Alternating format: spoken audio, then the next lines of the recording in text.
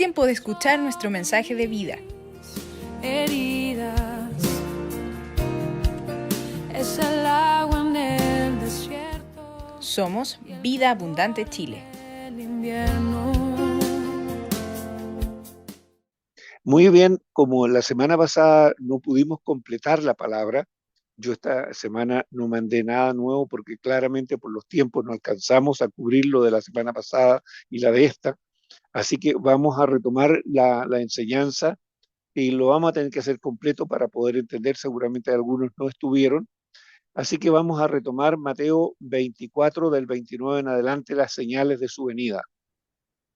Esta semana me di una vuelta por YouTube, por internet, viendo en qué está la iglesia.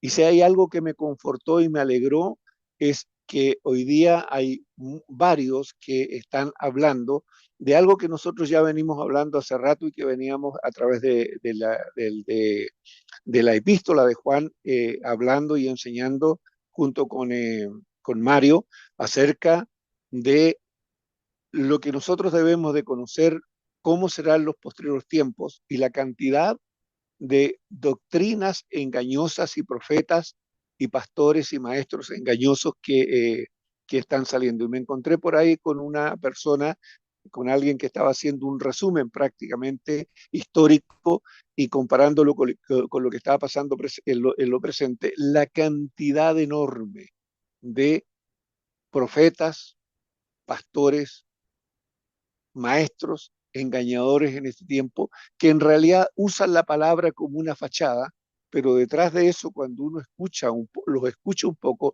son verdaderos charlatanes. Perdone el término, si a alguien le ofende el término, no lo hago con el sentido de ofender, sino de simplemente de aclarar de que cuando una persona tiene la responsabilidad de enseñar y no enseña conforme a la palabra, cae en la palabrería, como dice la Escritura, y que nosotros hoy día nombramos eso como charlatanería.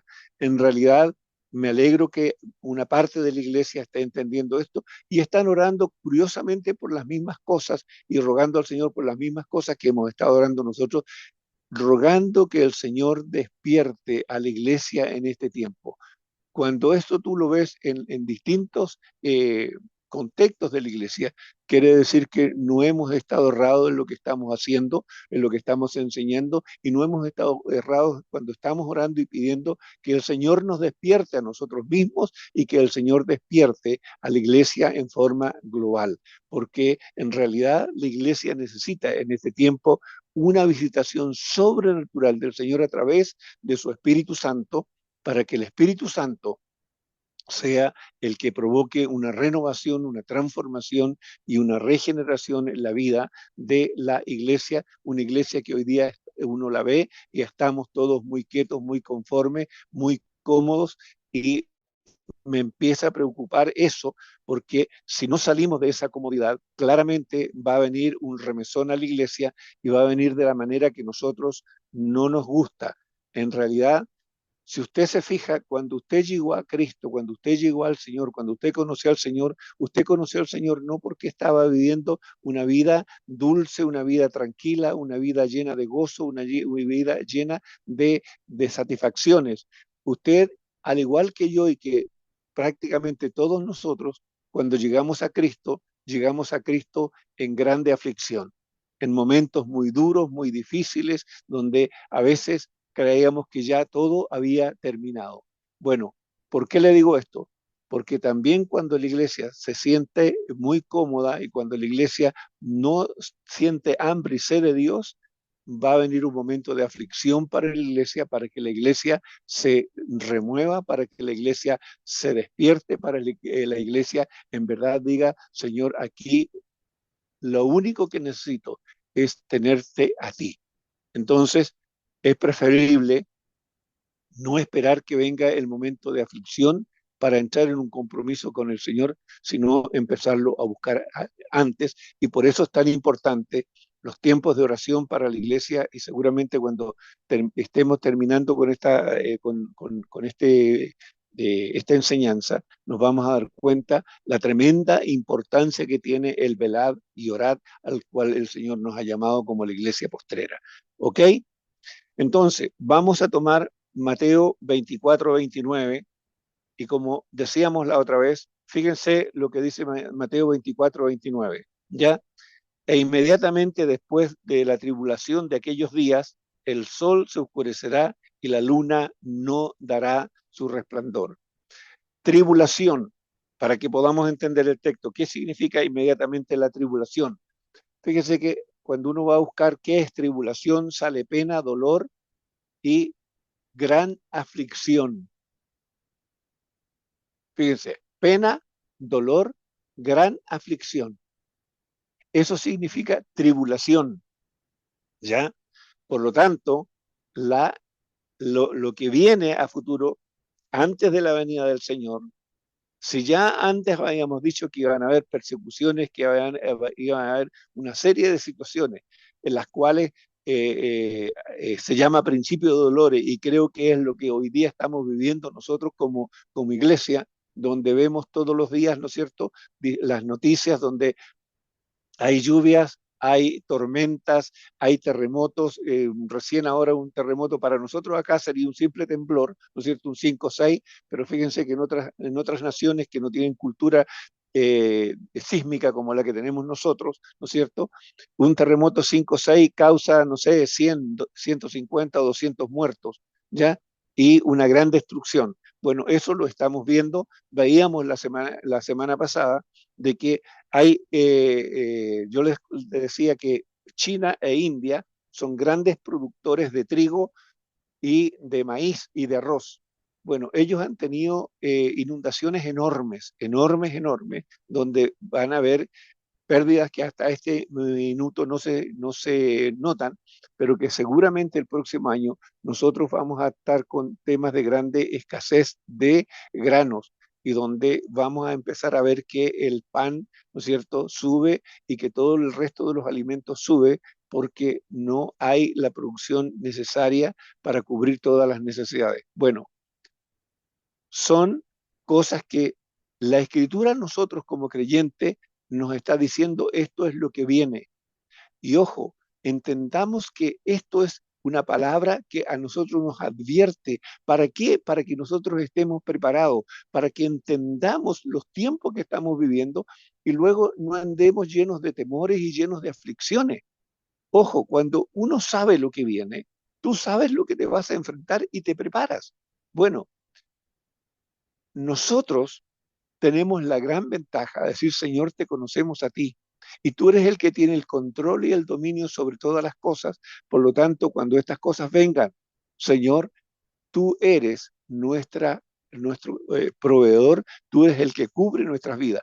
Ya lo vimos durante la pandemia, ¿no es cierto? Como durante todo este tiempo la gente, mucha gente enfermó, mucha gente murió, pero también mucha gente sufrió mucho con el tema del miedo y del terror a la muerte, del terror a la enfermedad. Así que, iglesia, estos son tiempos que no van a ir mejorando. Y ojo, cuando digo esto, no le estoy metiendo miedo o temor a nadie. Estoy diciendo lo que la Escritura dice. Y vuelvo a repetir, e inmediatamente después de la tribulación de aquellos días, dice, fíjense que la cosa viene para peor. ¿Qué pasa después de la tribulación, de todo el dolor, de toda la pena, de toda la tristeza, de toda la gran aflicción? Fíjense, el sol se oscurecerá y la luna no dará su resplandor, y las estrellas caerán del cielo y las potencias de los cielos serán conmovidas. Mire, eso es lo que nos dice Mateo. Yo le decía el otro día, además, es bueno hacer una lectura comparativa de los evangelios que nos enseñan los evangelios. Y yo en todas las enseñanzas les pongo arriba Mateo, luego les pongo Marco y les pongo Lucas. También les expliqué por qué hice esto. Porque Mateo claramente habla y escribe como un judío, ¿no es cierto?, que conocía, ¿no es cierto?, que conocía la mal llamada, como digo yo, la mal llamada ley, porque no es ley, es para el judío es Torá, ley es en el lenguaje nuestro, para el judío es Torá, y Torá para el judío significa manual de instrucciones. Por eso digo mal llamada ley. Bueno, en esa ley, en esa Torá, los judíos tenían el consejo de Dios para ellos, ¿no es cierto? Y Mateo le enseña al pueblo de Israel, ¿no es cierto?, a través de la genealogía, por qué Jesús es el Mesías. Bueno, Marcos, siendo judío, hace lo mismo y habla a través de las profecías, ¿no es cierto?, y diciendo Jesús es el Mesías porque se cumplen todas estas profecías.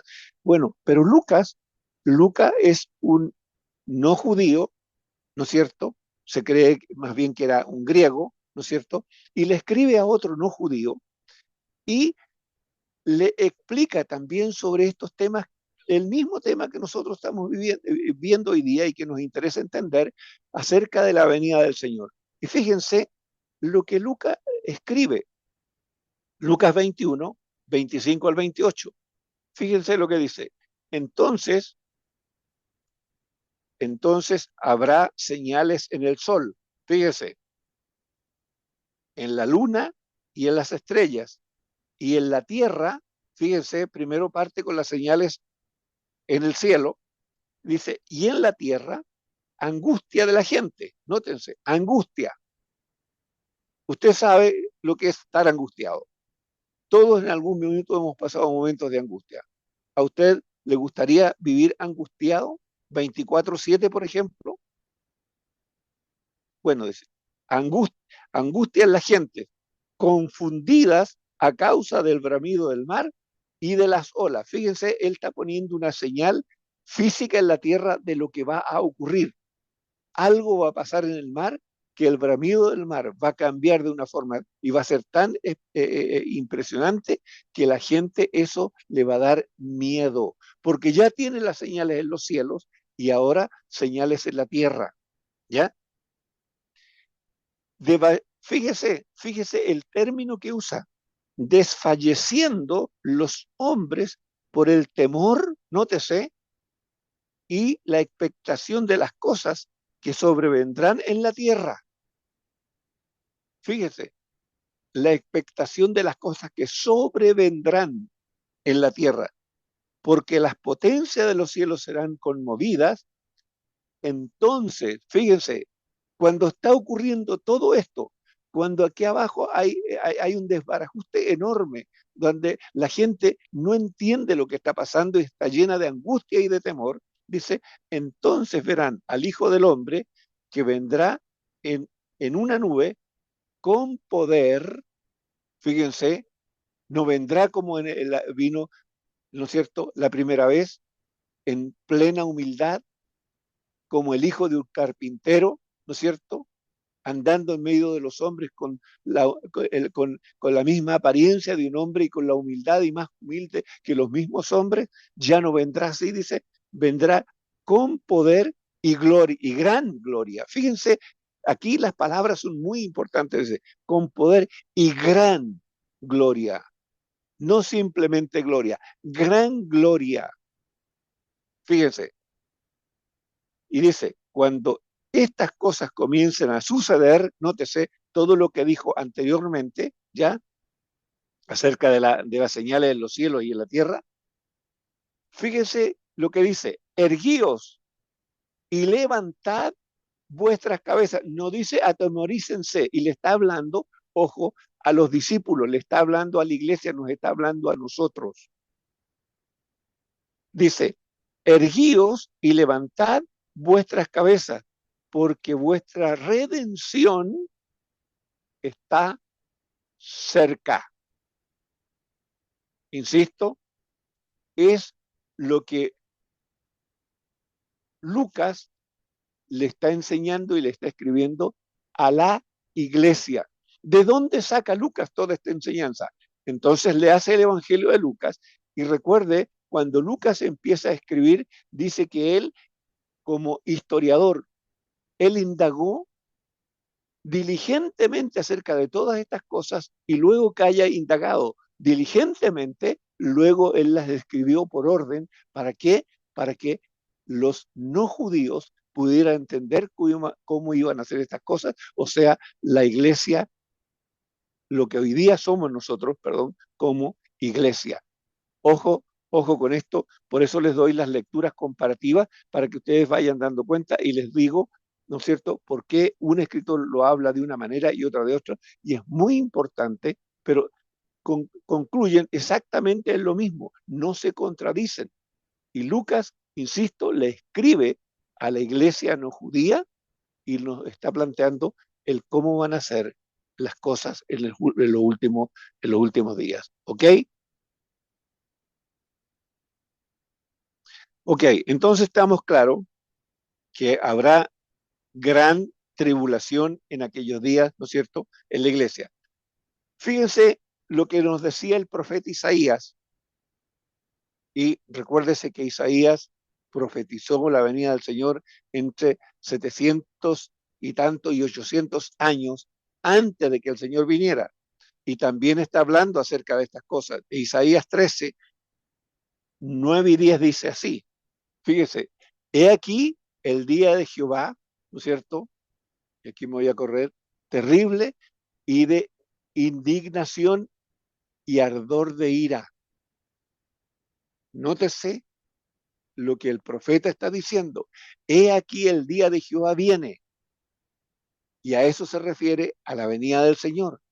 Terrible y de indignación y ardor de ira para convertir la tierra en soledad y raer de ella a sus pecadores, por lo cual las estrellas de los cielos y sus luceros no darán su luz, y el sol se oscurecerá al nacer, y la luna no dará su resplandor.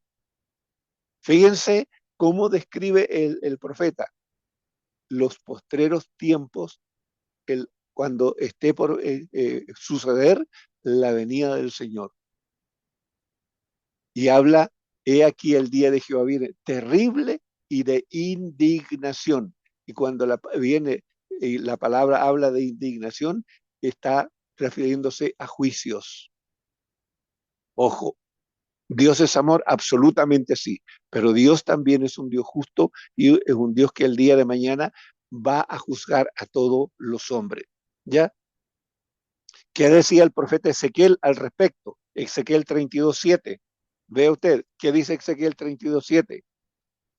Vea cómo la escritura no se contradice. Y cuando te haya extinguido, cubriré los cielos y haré entenebrecer sus estrellas. El sol cubriré con nublado, y la luna no hará resplandecer su luz. Fíjense, y también cuando usted se mete en el contexto, le está hablando al pueblo de Israel, pero le está diciendo lo que va a pasar en los postreros días. Y Dios está diciendo, cuando te hayas extinguido, Dios vendrá a hacer juicio en su venida, y por eso todas las cosas que empiezan a ocurrir. Esta, hermano, es como una escala. Hoy día nosotros estamos en tiempos de principio de dolores, pero esto cada día o cada año, si usted quiere, o cada semana o cada mes, como usted lo quiera ver, es como ir subiendo un peldaño, y cada vez esto no va a mejorar. Y vuelvo a decir, no es que quiera asustar a nadie, no es que quiera ponerle temor a nadie, pero quiero que entienda que esta es la realidad de lo que el Señor ha dicho y es lo que va a ir ocurriendo. Pero si usted sabe lo que va a ir ocurriendo, entonces cuando usted vea que todas estas cosas, que las cosas van de mal en peor, no se asuste. Usted esté tranquilo y esté en paz y entienda que quien tiene, ¿no es cierto?, el dominio y el control de todas las cosas es el Señor. Me suena el Salmo 91 por ahí. El que habita al abrigo del Altísimo, morará bajo la sombra del Omnipotente. Diré yo al Señor, esperanza mía y castillo mío, mi Dios en quien confiaré. De eso se trata. Cuando aprendemos estas cosas, se trata de eso, de entender quién es el Dios en el cual he creído y quién es mi refugio, quién es mi fortaleza, quién es el que me cuida, quién es el que me guarda. ¿Ya? Si usted ha visto internet, se dará cuenta y les parecerá loco a algunos, ¿no es cierto? Otros lo criticarán porque no lo entienden, cómo los soldados israelíes hoy día van a la guerra y van cantando y van alabando a Dios. Para muchos es una locura, pero son hombres que conocen, ¿no es cierto?, que conocen la palabra, ¿ya? Que conocen lo que dicen los profetas, que conocen lo que ha dicho la Torá, ¿no es cierto? Por lo tanto, ellos, su confianza no está en ellos mismos. Quien te guarda y quien te cuida es el Señor, ¿ya? Por eso ellos van a la guerra y van cantando. ¿Parece loco? Sí, pero es la confianza que ellos tienen en el Señor. Joel, ¿no es cierto? 2:31. ¿Qué dice Joel 2:31? El sol se convertirá en tinieblas y la luna en sangre antes que venga el día grande y espantoso. Nótese, los tres profetas que hemos leído hablan de un día terrible, de tiempos terribles que vendrán, pero que hoy día, insisto, nosotros estamos en el tiempo que la Escritura habla principio de dolores, aún no hemos llegado a este tiempo, pero así será, el Señor lo estableció y esto se va a cumplir sí o sí, ¿ok? Perfecto. Vamos a Mateo 24:30. La señal del Hijo del Hombre. ¿Qué dice Mateo 24:30? Entonces, después de todas estas cosas, aparecerá la señal del Hijo del Hombre en el cielo.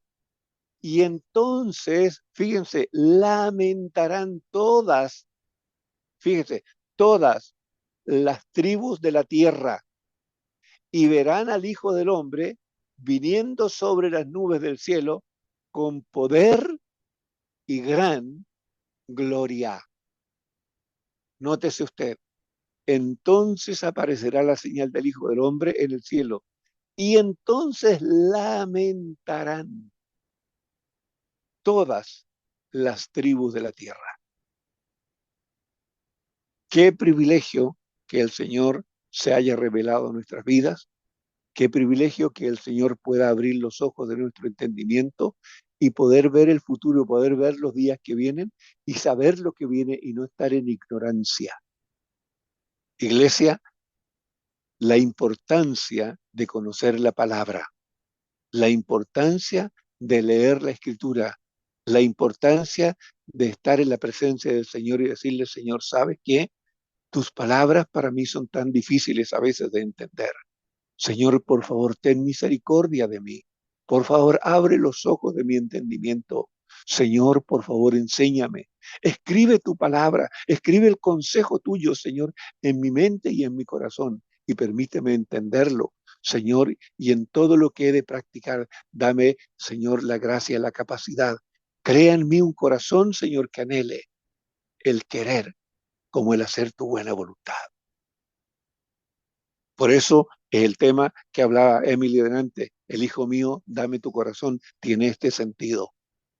Que el Señor nos dé un corazón que nos permita amarlo y tener un deseo profundo en nuestro corazón de querer y hacer la voluntad de Él y no la nuestra. Pero mientras no le damos el corazón al Señor, vamos a seguir queriendo hacer nuestra propia voluntad. 24:30, entonces ya lo leímos, ¿ya? Cómo la escritura se corrobora una con otra, como no hay diferencias una con otra. ¿Ya? Apocalipsis 1:7, ¿qué dice Apocalipsis 1:7 al respecto? Fíjense, he aquí que viene con las nubes y todo ojo le verá y los que le traspasaron y todos los linajes de la tierra harán lamentación por él. Sí, amén. Fíjense, leímos y hemos estado viendo desde el profeta Isaías en adelante. Y estamos viendo al último profeta de la Escritura, que es Juan el apóstol, que es apóstol y es profeta, como hemos dicho, y estamos viendo cómo, fíjense, la diferencia que hay de escritura entre uno y otro son prácticamente entre Isaías y Juan, son 900 años la diferencia. Y están diciendo exactamente lo mismo. La escritura no se contradice. A pesar de los tiempos que han pasado, no se contradicen. ¿Por qué? porque cuando alguien escribe o habla conforme al Espíritu de Dios, Dios no se contradice en lo que le enseña y le dice al hombre o le advierte al hombre de lo que ha de venir. ¿Ok? Marcos 14:62. ¿Qué nos dice Marcos 14:62? Y Jesús dijo, y aquí está hablando el Señor, ojo con esto, yo soy y veréis al Hijo del Hombre sentado a la diestra del poder de Dios y viniendo en las nubes del cielo. Ojo, insisto, aquí está hablando el Señor. Léase, yo le doy un texto, usted lea los contextos, lea el antes y el después del texto, pero le estoy dando el capítulo en el cual usted puede encontrar esto. Véalo, lea, no se quede simplemente, y si no lo entiende, bueno, cuando usted no entiende un texto, lea el contexto, el antes y el después, y si aún así no entiende, sea humilde delante del Señor y dígale, Señor, ¿sabes qué? No estoy entendiendo. Por favor, abre los ojos de mi entendimiento. Ahí tiene usted un motivo más. Si a veces dice, pero no tengo motivos para orar. Bueno, ahí tiene un motivo claro por qué orar, por usted mismo, siendo humilde, reconociendo que usted no tiene la capacidad para entender y pidiéndole a su papá, pidiéndole a su Dios, a su Señor y a su Padre, papá, enséñame, yo quiero entender. Y papá lo va a hacer. ¿Por qué? Porque recuérdese, y lo hemos dicho muchas veces también, el apóstol Pablo le enseña a la iglesia y le dice, al que le falte sabiduría, pídala a Dios, el cual se la dará abundantemente. Por eso le enseño esto. No es que a mí se me ocurra, es de acuerdo a lo que el Señor mismo nos enseña. ¿Ok? Entonces, insisto, son tiempos para orar y son motivos por los cuales usted puede estar orando. Y no necesita estar solo en su casa, si usted puede estar en su trabajo, puede ir en la micro, en el bus, puede ir conduciendo, no sé, pero en ese momento usted está repasando en su mente y en su corazón está repasando textos de la Escritura y le dice, Señor, esto yo no lo entiendo, por favor, ¿podrías enseñarme? Reconozco que no tengo la capacidad de entender tu lenguaje. Señor, por favor, enséñame. Amén. Muy bien. Zacarías 12, 11, 14. ¿Qué dice Zacarías? En aquel día habrá gran llanto en Jerusalén, como el llanto de Adadrimón en el valle de Megiddo. Y la tierra lamentará cada linaje, nótese, aparte, los descendientes de la casa de David por sí y sus mujeres por sí, los descendientes de la casa de Natán por sí y sus mujeres por sí, los descendientes de la casa de Leví por sí y sus mujeres por sí, los descendientes de Simei por sí y sus mujeres por sí. Alguien al leer esto dirá, sí, pero esto se está refiriendo solamente a los judíos. Siga leyendo. Fíjese, 14. Todos los otros linajes, y ahí estamos todos los que no somos judíos, todos los otros linajes, cada uno por sí y sus mujeres por sí. Entonces la palabra es para todos, absolutamente para todos los seres humanos, para todos, sin diferencia. O sea, llegará un momento en que cada uno lamentará por sí mismo. ¿Ok? El valle de Megiddo, entre paréntesis, es el valle donde se producirá la gran guerra, la gran batalla, donde irán los ejércitos de muchas partes del mundo, donde estará Gog y Magog, ¿no es cierto? Que es otro tema que no voy a entrar, no se puede entrar en este momento, ¿no es cierto? Más una cantidad enorme de ejércitos que rodearán Israel y allí es donde Dios va a destruir a los ejércitos del mundo. Pero ese es otro tema, ya absolutamente aparte. Ok, vamos entonces a Mateo 24:31. Mateo 24:31, ¿qué nos dice? Y enviará a sus ángeles con gran voz de trompeta y juntará a sus escogidos de los cuatro vientos desde un extremo del cielo al otro, los ángeles del cielo. Dice que son los que van a juntar a los escogidos. Marcos 13:24 al 27. Marcos 13. Veamos qué nos dice Marcos 13, 24 al 27. Pero en aquellos días, después de aquella tribulación, nótese, primero la tribulación, el sol se oscurecerá y la luna no dará su resplandor, y las estrellas caerán del cielo, y las potencias que están en los cielos serán conmovidas, lo mismo que nos decía Lucas, ¿ya? Entonces, después de todo eso, entonces verán al Hijo del Hombre que vendrá en las nubes con gran poder y gloria. Fíjense cómo, insisto, cómo la Escritura se reafirma una con otra, ¿ya? Y entonces enviará a sus ángeles y juntará a sus escogidos de los cuatro vientos, desde el extremo de la tierra hasta el otro extremo de la tierra. ¿Alguna duda? Insisto, vamos a tener que hacer sí o sí al final de esta enseñanza, vamos a abrir un tiempo de preguntas, que lo vamos a hacer. Anote, tenga un cuaderno, tenga un cuaderno, un lápiz, y anote las preguntas que tiene por hacer, ¿ya? Y ya leímos Lucas 25, 28, que nos dice exactamente lo mismo. Lucas 21, 25 al 28. Lo repetimos. Entonces habrá señales en el sol, en la luna y en las estrellas, y en la tierra en la tierra angustia de las gentes, confundidas a causa del bramido del mar y de las olas. Decía, ya, desfalleciendo los hombres por el temor y la expectación de las cosas que sobrevendrán en la tierra, porque las potencias de los cielos serán conmovidas, y entonces verán al Hijo del Hombre que vendrá en una nube con poder y gran gloria. ¿Ok? Cuando estas cosas comiencen a suceder, erguíos, como dije delante, no tenga miedo, dice, erguíos y levantad vuestras cabezas, porque vuestra redención está cerca. Es lo que la Escritura nos dice. No estoy agregando absolutamente nada. Insisto, esto es lo que el Señor le enseñó a la iglesia, ¿no es cierto? Y seguramente cuando Lucas escribe esto, como él indagó diligentemente, seguramente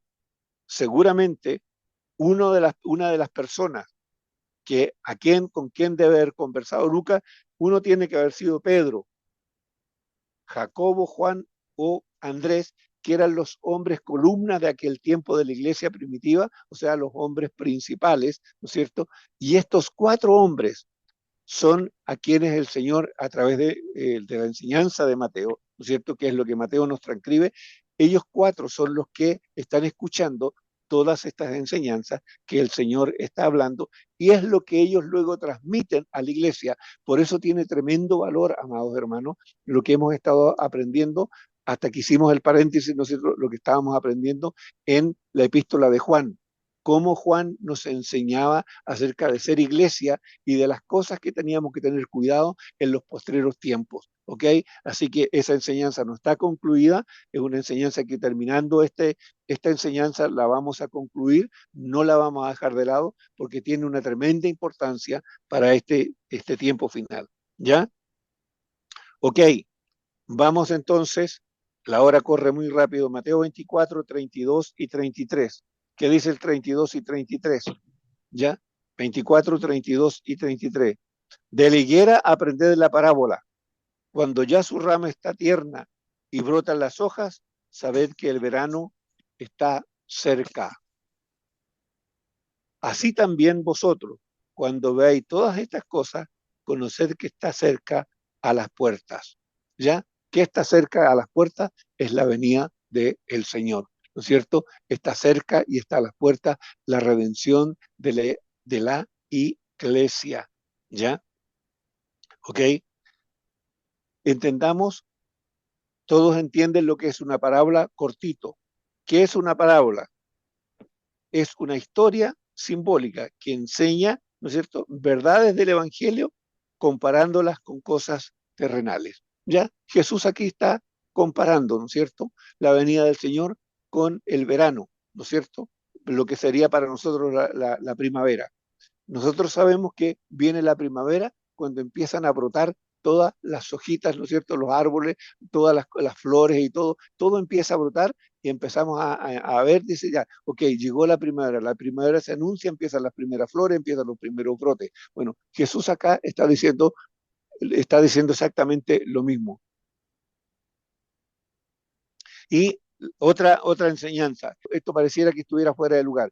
Dice, hermanos, no os quejéis, Santiago, esto es Santiago 5:9, hermanos, no os quejéis unos contra otros para que no seáis condenados. He aquí el juez está delante de la puerta. Y esto, fíjense, he aquí el juez está delante de la puerta, está diciendo, el Señor está pronto en su venida. Por lo tanto, no tengamos actitudes juiciosas, condenatorias unos con otros.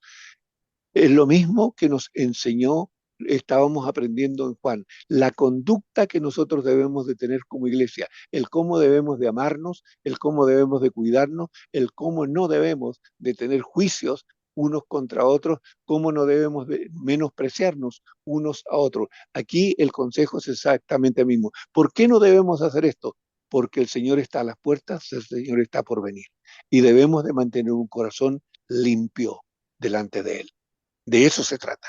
Muy bien, vamos a Mateo 24, 34. ¿Ya? ¿Qué dice Mateo 24, 34? De cierto os digo que no pasará esta generación hasta que todo esto acontezca. Y esto en verdad ha traído mucha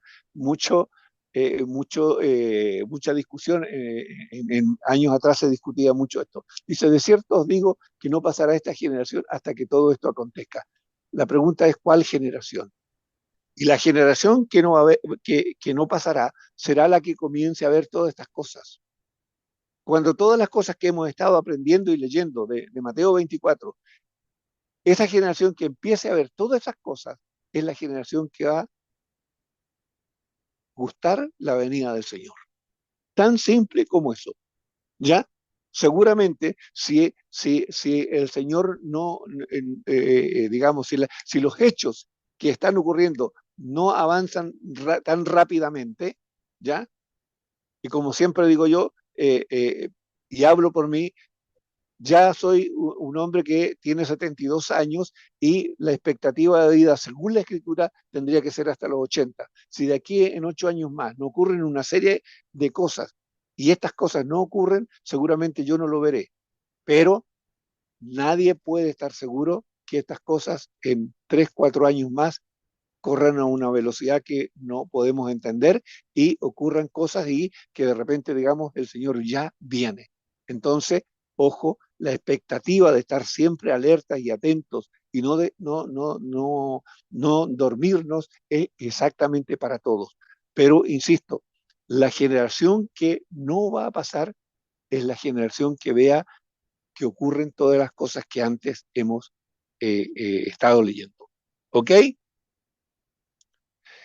Mateo 10:23. ¿Qué dice Mateo 10:23? Cuando os persigan, fíjense, y este texto es tremendamente decidor en esto. Fíjense, cuando os persigan en esta ciudad, huid a la otra. Fíjense, porque de cierto os digo que no acabaréis de recorrer todas las ciudades de Israel antes que venga el Hijo del Hombre. Fíjense, yo les dije también en un momento a ustedes, cuando comenzamos con esto, les dije que Israel, la nación de Israel, es el calendario y es el reloj de Dios. Israel es una nación que en largo, hasta donde entiendo, ¿ya? Tiene un largo que es más o menos como ir de aquí a La Serena. No es tan extensa, ¿ya? Y fíjense lo que el Señor le está diciendo aquí. Cuando os persigan en esta ciudad, huid a la otra, porque de cierto os digo que no acabaréis de recorrer toda la ciudad de Israel antes que venga el Señor. ¿Por qué? Porque van a estar ocurriendo todas las otras señales que ya hemos visto. Y nótese, Mateo 24, 33 y 34, ¿qué dice? Así también vosotros cuando veáis todas estas cosas, conoced que está cerca, a las puertas. De cierto os digo que no pasará esta generación hasta que todo esto acontezca. O sea, una reiteración de lo que ya habíamos visto. Y ojo, vuelvo a decir, ¿por qué la importancia de estas palabras? ¿Quién las está diciendo? Es el Señor. O sea, la venida del Señor va a ser en medio de una generación tremendamente convulsionada, donde van a haber muchas penas, dolores, ¿no es cierto? Y gran angustia, ¿ya? ¿Y va a haber persecución? Sí va a haber persecución, y por eso el Señor le dice, cuando te persigan en esta ciudad, ándate a la otra. Y de esa, si te persiguen, te vas a la otra. Pero no vas a recorrer toda la nación de Israel antes que yo venga. Eso es lo que le está diciendo el Señor. Ojo, eso no, es un poco una muestra para estar atento a las cosas que van a ocurrir. O sea, cuando se desaten ciertas cosas, también ese tiempo va a andar muy, muy rápido. Perfecto.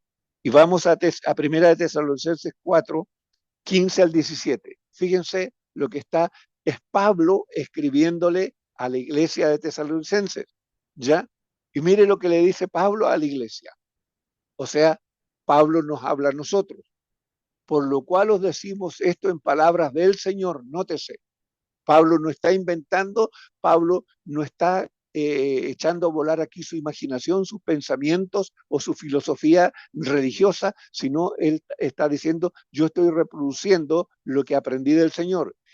Que nosotros que vivimos, que habremos quedado hasta la venida del Señor, nótese, nótese, vuelvo a decir, ojo con la lectura, porque nosotros leímos y leímos mal, y leímos mal y entendemos mal. Dice, por lo cual os decimos esto en palabras del Señor, que nosotros, y Pablo está hablando en primera persona, nótese en eso, que vivimos, que habremos quedado hasta la venida del Señor, y esto le está demostrando a usted la actitud del cristiano expectante, el cristiano que está vigilante, el cristiano que está atento, el cristiano que está velando por su salvación. Ojo, y por eso Pablo está hablando en primera persona. No precederemos a los que durmieron, porque el Señor mismo, con voz de mando, con voz de arcángel y con trompeta de Dios, descenderá del cielo. Y nótese, no va a ser usted y yo los que nos vamos a ir primero si el Señor viniera en este momento. Y los muertos en Cristo resucitarán primero. Fíjense, luego nosotros, los que vivimos, los que hayamos quedado, seremos arrebatados, y es la única vez que usted saca la palabra arrebatamiento aquí, de aquí sale la palabra arrebatamiento, dice, seremos arrebatados juntamente, ¿no es cierto?, en las nubes para recibir al Señor en el aire, y así estaremos siempre con el Señor. Fíjese lo que Pablo le está enseñando a la iglesia. No tiene ninguna diferencia con lo que hemos visto en Mateo, con lo que hemos visto en Marcos, lo que hemos visto en Lucas. La escritura no se contradice.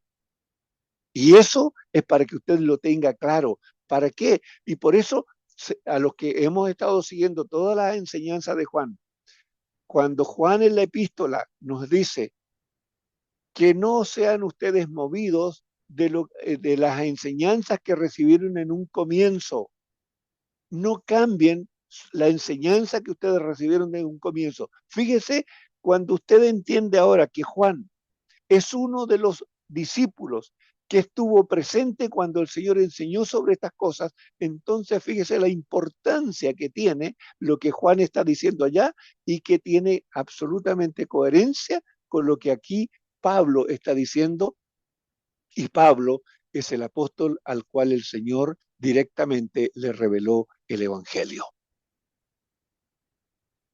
¿Ok?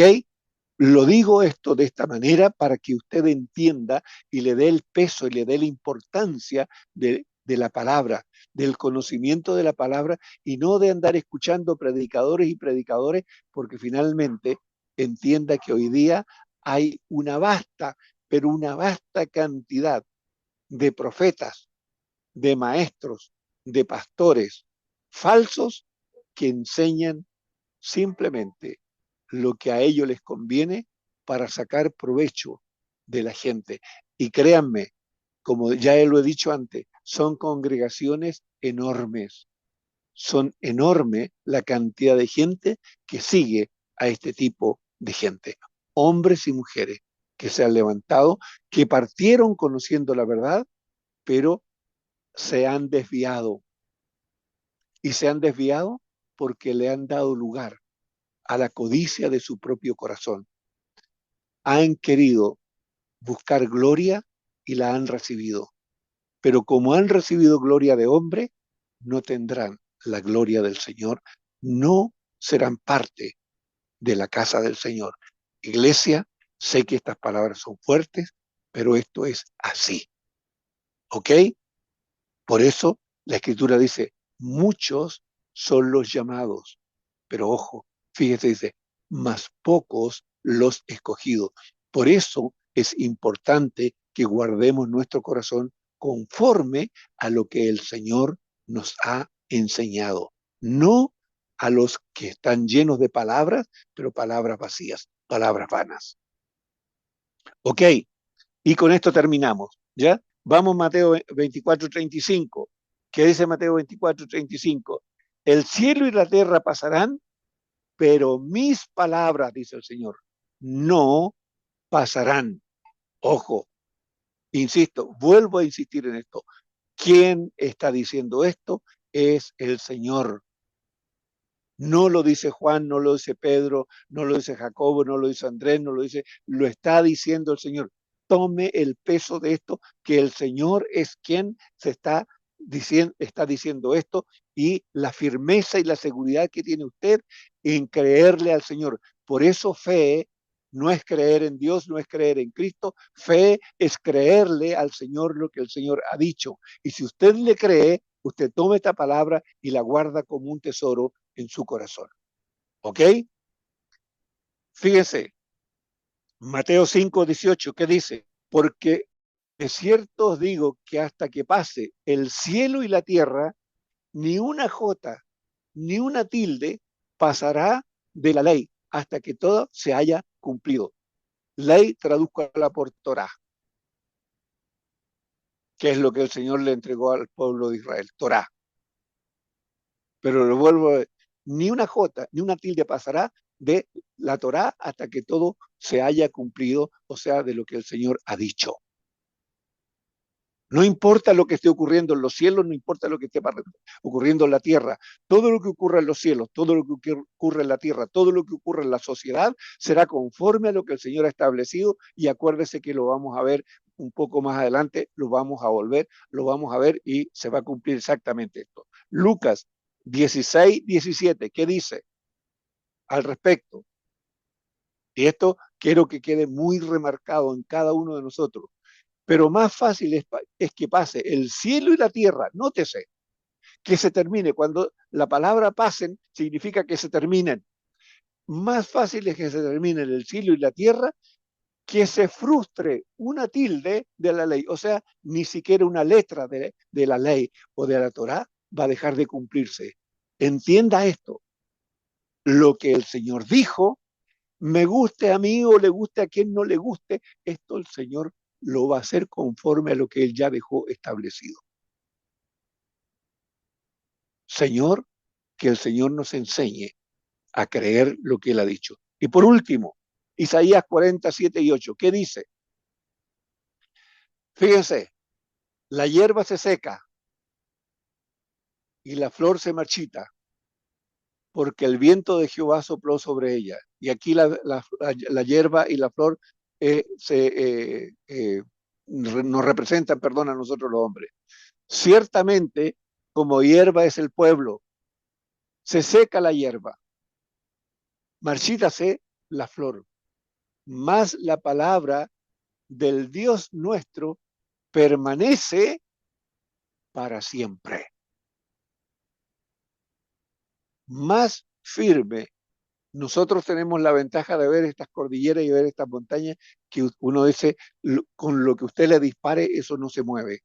Bueno, si eso es firme, fíjese, la palabra de Dios es más firme que todo eso. Más la palabra del Dios nuestro permanece para siempre. Por eso, iglesia, la importancia de creer al Señor lo que el Señor ha dicho en su palabra y que el Señor nos enseñe a retener lo que Él nos ha enseñado, que el Señor en su bondad y misericordia escriba su palabra en nuestra mente y en nuestro corazón para que esa palabra nos mantenga firme en la fe que Él nos ha dado. Amén. Que el Señor siga bendiciendo su vida.